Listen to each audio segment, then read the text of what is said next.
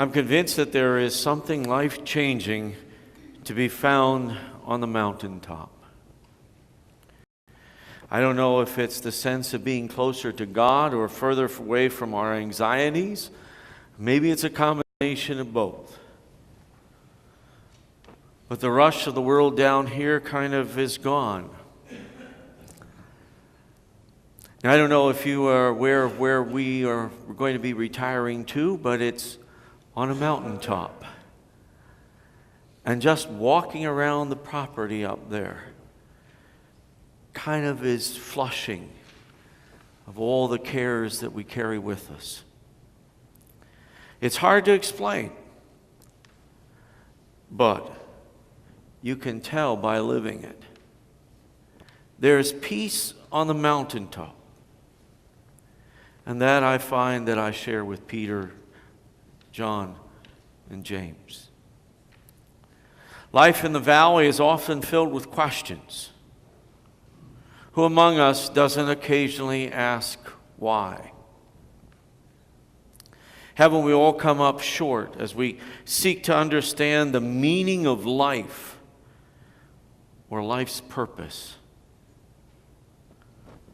Who hasn't questioned the experience of suffering, of injustice, the inequitable distribution of the necessities of life? Picked up the paper this morning. On the front page is a story about Syrian refugees who are dying of starvation. Life. That was going to be the teaching moment for the disciples on the mountaintop with Jesus. Life with the Son of God. Life as they would come back down from the mountain. What is the meaning of life? Well, these days, if you want to find out the answer, you either Google it or you ask your smartphone. Now, my smartphone has this person that talks to me called Siri. And so I said to Siri, Siri, what is the meaning of life? And Siri had some answers. The first one, I had to ask her twice because it was too long. The principle or force that is considered to underlie the quality of animate objects. I guess that includes me. I don't know that Siri is an animate object, but she thought she was. Well, the second one kind of contradicted herself. I find it odd that you would ask this of an inanimate object.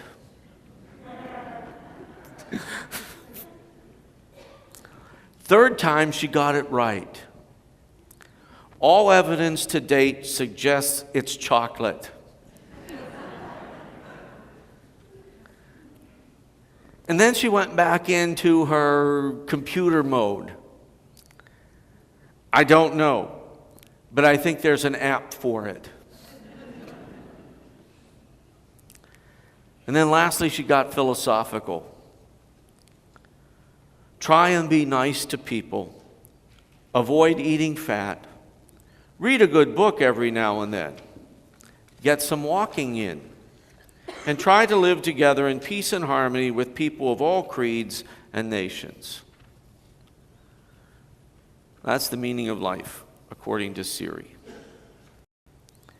You know, we strive to make sense of this thing that we call life, just as the disciples did on the mountaintop with Jesus, and probably the day before Jesus took them up the mountaintop, and probably the day after they came down from the mountaintop. But what the disciples get, and what we also get as well, is a blinding light. And in the flash of light is the promise that to the end of all life, and as it exists, that God is in charge.